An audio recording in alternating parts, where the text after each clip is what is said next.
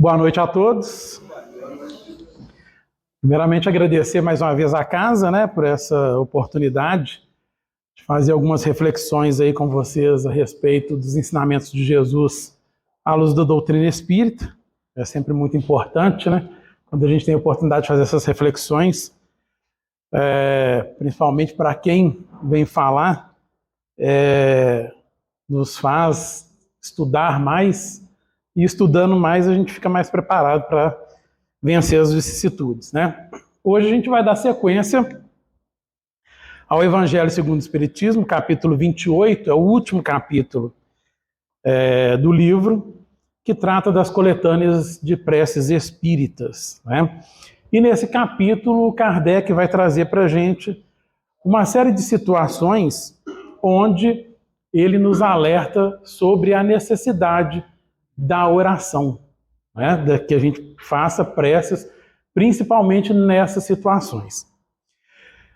Nós estamos na parte onde ele vai falar com a gente sobre as preces que nós fazemos pelos outros, né? Primeiramente, nós tivemos a parte das preces por nós mesmos e agora a prece para os outros. E o item 53 vai tratar aqui da prece por uma criança que acaba de nascer.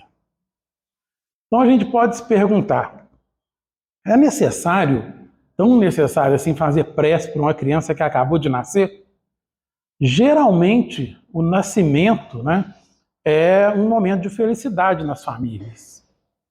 Lógico que a gente sabe que em algumas não, né? Em algumas traz aborrecimentos e tudo, mas na grande maioria é um momento de felicidade, onde os pais vão receber as felicitações, né, pela chegada daquela criança, e aí a família ela fica ali em festa com aquele ser, né, fofinho, aquele ser indefeso, que precisa de cuidado, né, acaba cativando todo mundo que chega para conhecê-lo. Mas nós precisamos nos lembrar que esse ser tão cativante, né, que a gente vê, na verdade, é um espírito de experiência milenar. E isso precisa ficar muito claro para a gente no convívio com as crianças, né? Porque isso vai fazer uma grande diferença. É para deixar de ter todo o cuidado, né, de babar nas crianças? Não, é importante. Mas é importante que a gente também se lembre o que é exatamente essa criança. É um espírito milenar.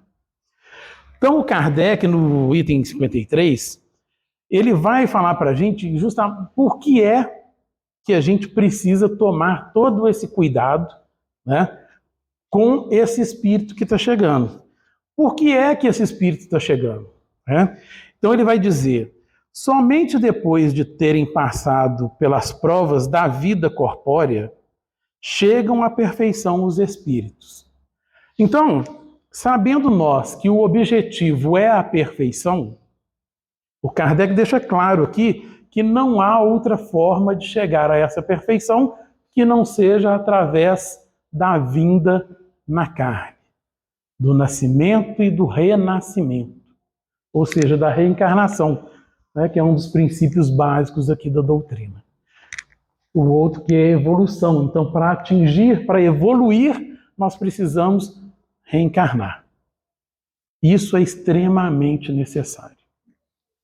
Então, nesse processo de necessidade reencarnatória, porque o espírito ele não vai conseguir jamais, numa única vida, né, atingir a perfeição.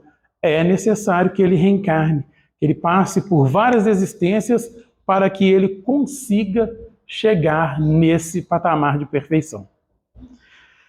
E muitas vezes o espírito, isso é até uma dádiva de Deus, né, nos dar essa oportunidade de termos várias vidas para poder, né, chegar até o nosso objetivo final, que é a perfeição. Então esse espírito, ele já vem com uma carga, né, de vidas passadas. E é isso que nós precisamos estar atentos. O Kardec vai dizer aqui,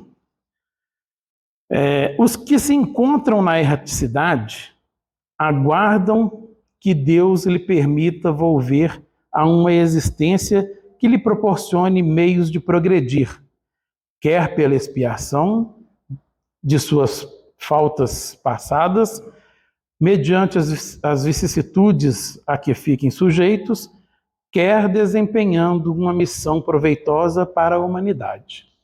Então, o Espírito que nos chega, ele tem toda uma carga de uma vida passada. E nós precisamos estar atentos a isso. Então, como que é o processo de reencarnação do Espírito? Depois que a gente deixa a vida, né, nós temos ali um período que a gente vai passar pelo umbral de perturbação, até que a gente tenha condição de nos encontrarmos novamente com os amigos espirituais, e aí eles vão, né, nos explicar como que foi a nossa vida, o que nós fizemos. Existia uma programação feita por nós para aquela vida, e eles vão, junto com nós, avaliar o que foi feito e o que não foi feito. Então, tinha uma série de coisas que eu tinha dito que faria, e eles vão falar, isso aqui foi feito 100%, parabéns. Isso aqui você fez só 50%. Isso aqui você não deu conta de fazer. Esse outro aqui você não quis nem olhar para ele.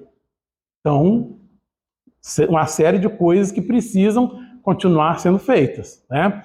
E aí a gente começa a fazer uma preparação para quê? Para voltar, né? Porque se não fez, vai ter que voltar para continuar aquele processo todo que a gente tinha prometido fazer e que não fez.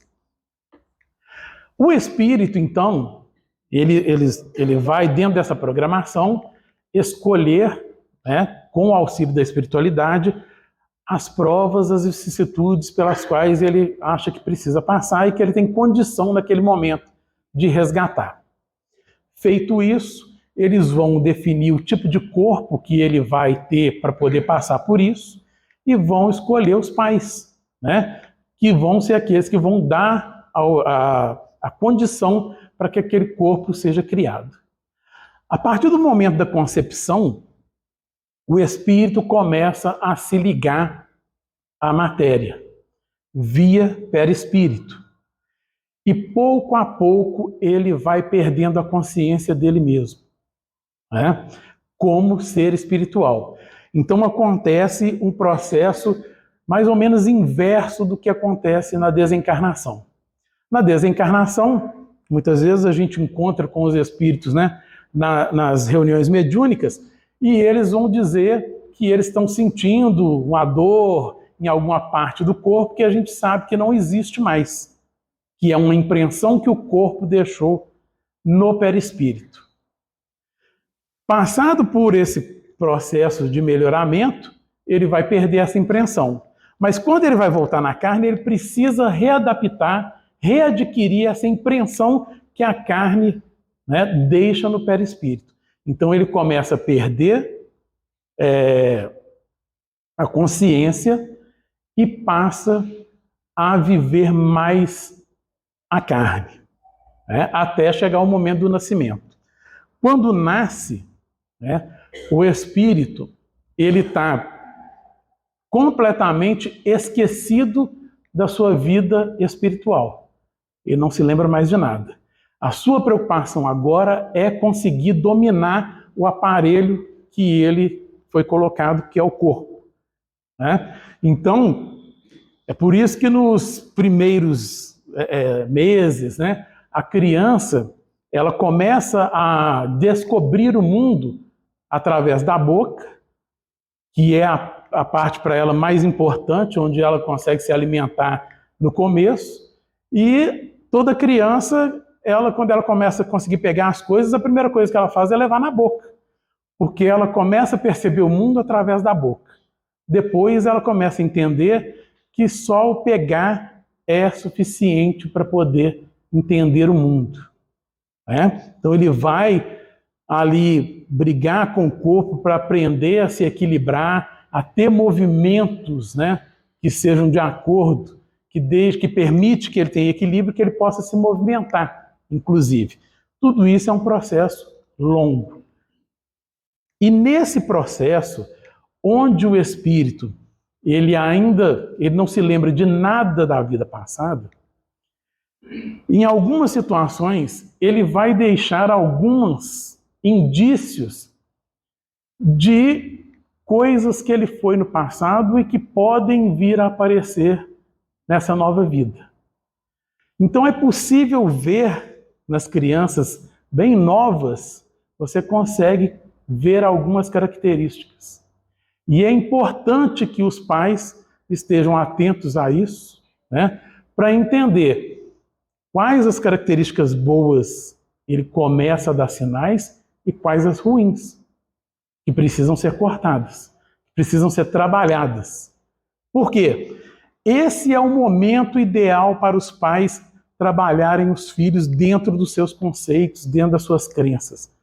E nós, espíritas, então, precisamos tomar todo um cuidado de criar um lar cristão para esse espírito. Por quê? Nós não sabemos quem é esse espírito. Ele pode ser um missionário, né, que veio auxiliar, né, a humanidade, mas ele pode ser um espírito necessitado, cheio de problemas, que veio resgatar esses problemas. E é função dos pais e de todos aqueles que estão próximos da criança, que têm contato com ela, fazer o possível para criar um ambiente onde ela consiga se sentir segura o suficiente para uma etapa posterior, que é a etapa da adolescência. O que acontece na adolescência? Na adolescência, todas as coisas que estavam esquecidas do passado começam a vir à tona. E é o momento em que a criança vai entrar em conflito, porque há um choque do que foi ensinado para o que ela realmente é. Então, o espírito, ele é um espírito ganancioso, mas foi ensinado para ele que não deve ser dessa forma. Ele é um espírito rebelde, foi ensinado para ele que ele tem que ser manso, pacífico.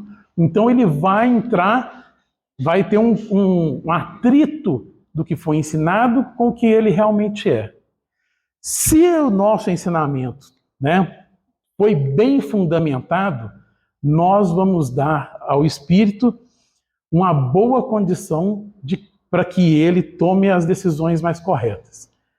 É certo que ele vai tomar as decisões corretas? Não. Mas a nossa parte de fazer um ambiente adequado para isso, nós fizemos.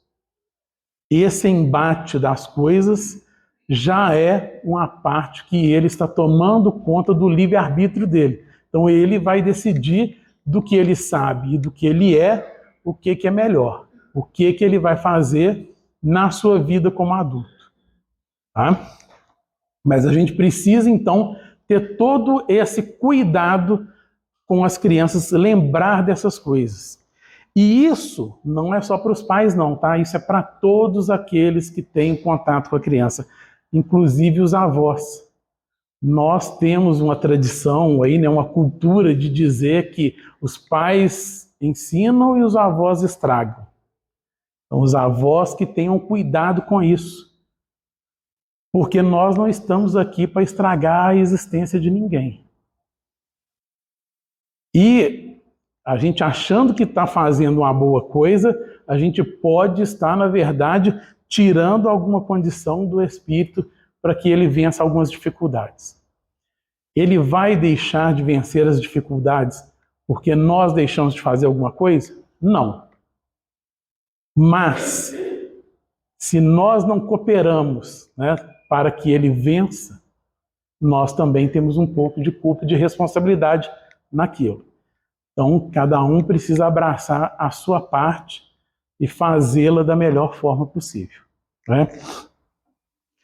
O Kardec ele vai seguir dizendo aqui o seguinte: o seu adiantamento e a sua felicidade futura serão proporcionados à maneira porque entreguem o tempo que hajam de estar na Terra. Então, a felicidade futura depende disso, de como ele vai conseguir lidar com os seus problemas. Então, imagina que frustração não é por espírito, quando ele desencarna e descobre que boa parte das coisas que ele não conseguiu fazer, ele não conseguiu porque as pessoas que estavam ao redor dele não deu a condição que deveriam ter dado.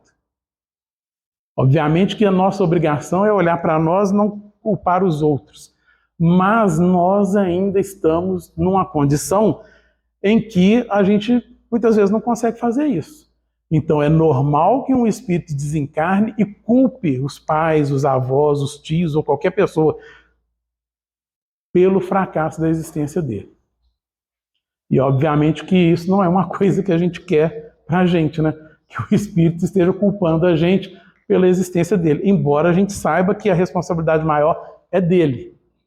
Mas a gente também precisa tomar cuidado com a nossa parte, como eu disse. O encargo de lhe guiar os primeiros passos e de os encaminhar para o bem cabe aos pais, que responderão perante Deus pelo desempenho que derem a este mandato. Então, os pais têm essa responsabilidade. E quando eu ampliei, porque a gente sabe que hoje nós vivemos num mundo onde os pais levam a vida muito mais corrida, é difícil que os filhos hoje em dia sejam criados, né, diretamente pelo pai ou pela mãe. Geralmente os dois estão trabalhando, então quem cria é uma avó, é uma tia, ou quando não é uma pessoa desconhecida que foi contratada, uma babá, alguma coisa para poder ficar com a criança durante o dia. Então, também essas pessoas, se nós somos uma dessas pessoas, se nós somos contratados para tomar conta dos filhos de alguém, precisamos ter isso em mente também. Nossa responsabilidade. Tá? Independente de sermos os pais ou não da criança, nós temos responsabilidade dos exemplos do que nós estamos ensinando para essa criança. Ele segue aqui. Para nos facilitar, foi que Deus fez do amor paternal e do amor filial uma lei da natureza, lei que jamais se transgride impunemente. Então, essa lei, esse afeto, esse carinho, essa ligação que existe entre os pais e que é criada quando a criança nasce, né, que é aquela criatura fofinha que eu disse aqui, que traz toda aquele dengo, aquela coisa com as pessoas, é justamente para criar esse laço e que esse laço deva permanecer, né, até a vida adulta. Quando isso não acontece, né, é uma transgressão da lei, e aí os envolvidos também vão ser chamados, né, para responder por conta dessa transgressão da lei. O Kardec, ele vai trazer para a gente 3 sugestões de prece. Tá?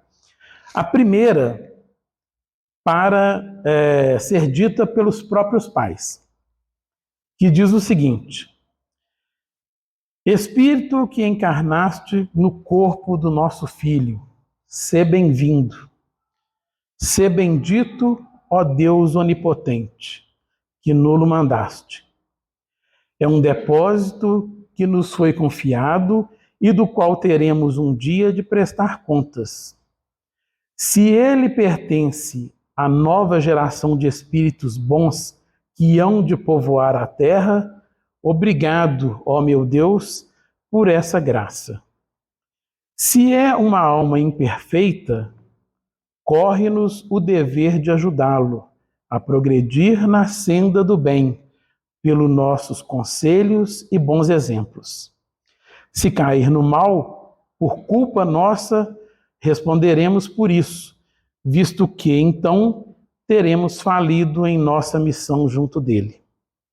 Senhor, ampara-nos em nossa tarefa de dar-nos a força e a vontade de cumpri-la. Se este filho nos vem como provação para os nossos espíritos, faça-se a tua vontade. Bons espíritos que presidiste ao seu nascimento e que tendes de acompanhá-lo no curso de sua existência, não o abandoneis. Afastai dele os maus espíritos que tentem orientá-lo para o mal. Dai-lhe forças para lhe resistir às sugestões e coragem para sofrer com paciência e resignação as provas que o esperam na terra. Essa prece, ela tem um chamamento muito importante que vale para todas as preces que nós fazemos, né? Que é o chamamento que está na prece que nós temos como a prece principal, que é o Pai Nosso. Seja feita a vossa vontade. Prece nenhuma terá valor se a gente quiser impor a nossa vontade nessa prece. Seja feita a vontade de Deus.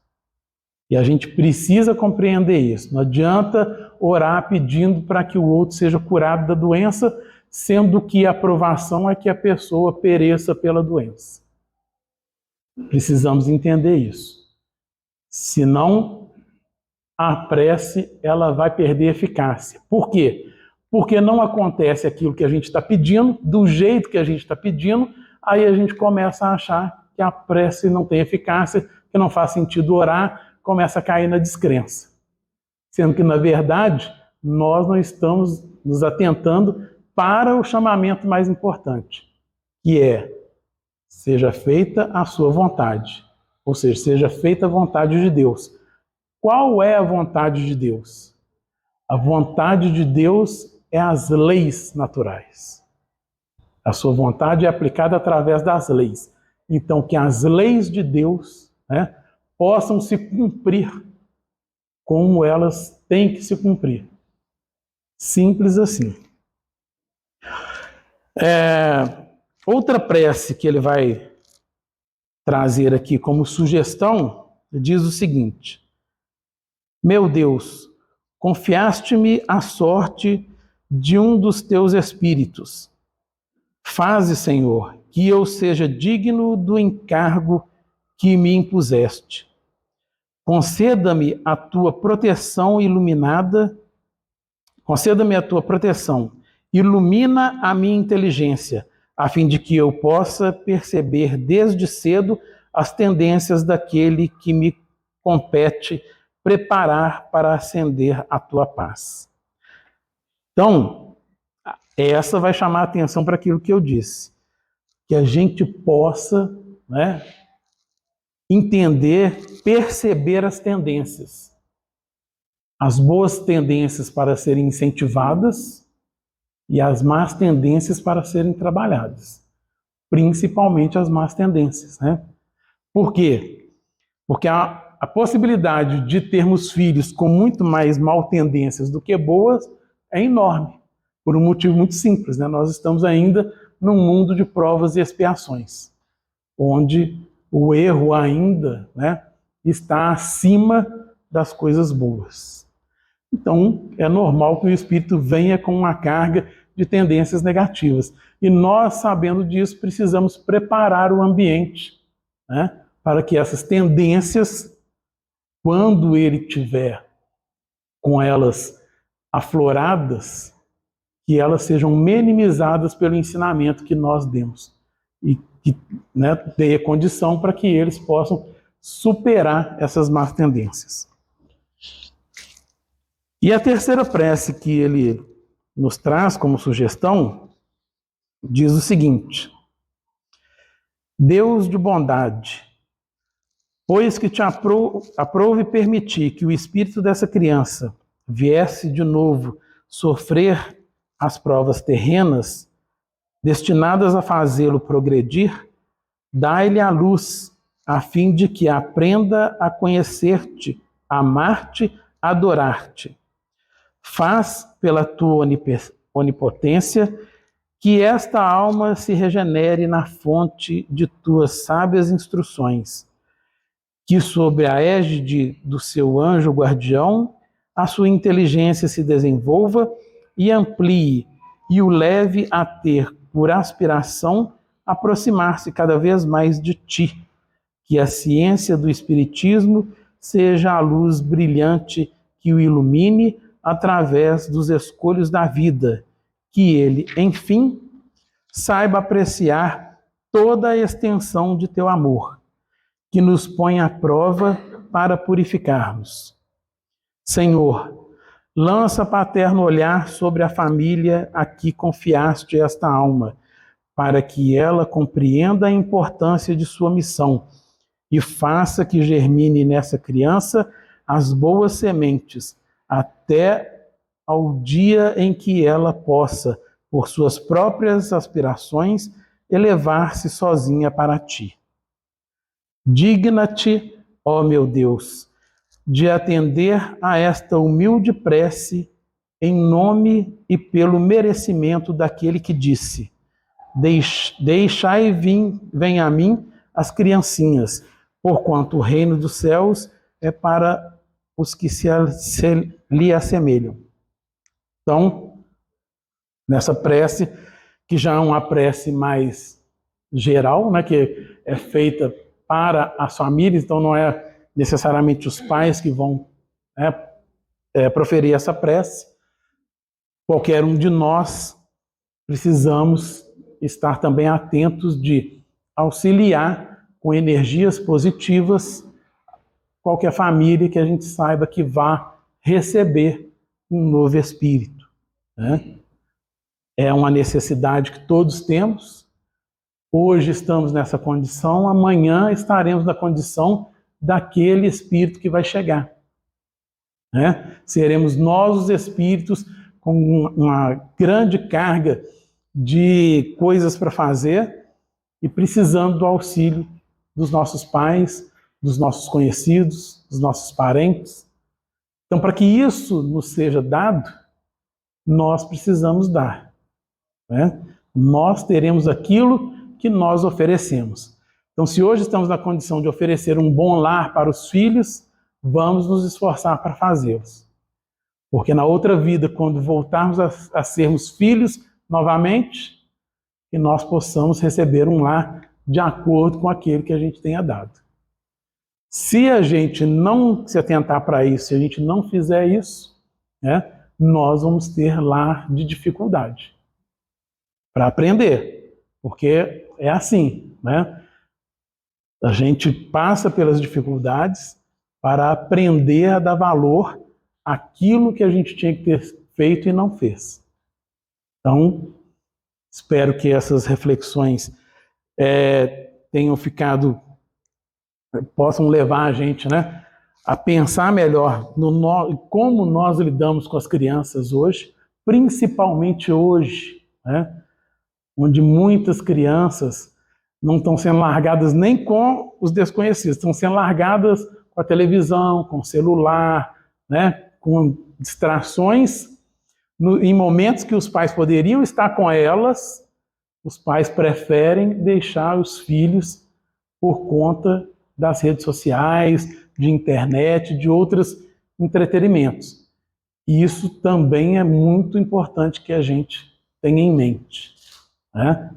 Porque existe uma série de coisas positivas nas redes sociais, na internet em si, mas se não for bem direcionada, acaba caindo numa série de outras coisas que são extremamente negativas e de muito fácil criar problemas e perdições para os filhos, tá? Então vamos ter bastante cuidado com essas coisas. É um campo, como tudo, né, que é criado no mundo, com um bom objetivo, mas sempre vai aparecer alguém, enquanto a gente estiver nessa condição de provas e expiações, sempre vai aparecer quem vai distorcer as boas invenções e criar grandes problemas com elas. Então, enquanto a gente vive isso, nós precisamos ter o cuidado redobrado com essas coisas. Porque uma vez se perdido numa rede social, dificilmente você consegue retirar a pessoa de lá nessa vida. É um dos vícios mais tenebrosos que tem ultimamente, é o vício nas redes sociais. E aí o vício não é só de usar, não, tá? Eu digo vício de ir atrás de coisas que não deve. Não é à toa que nós estamos vendo aí o aumento de crimes, né, de crianças matando crianças, porque isso rola dentro das redes sociais, um incentivo para que isso seja feito. E muitas vezes os pais não sabem, os pais não acompanham, e o resultado é esse resultado que a gente vê aí. Precisamos passar por isso? Precisamos. Faz parte da evolução do mundo, da nossa evolução. Mas isso não impede que a gente seja vigilante e atue na prevenção para que esse tipo de coisa não aconteça com a gente. Quero agradecer a oportunidade, muito obrigado. Agora eu vou deixar vocês aí com o Valdir, que vai dar sequência aí no estudo do Livro dos Espíritos.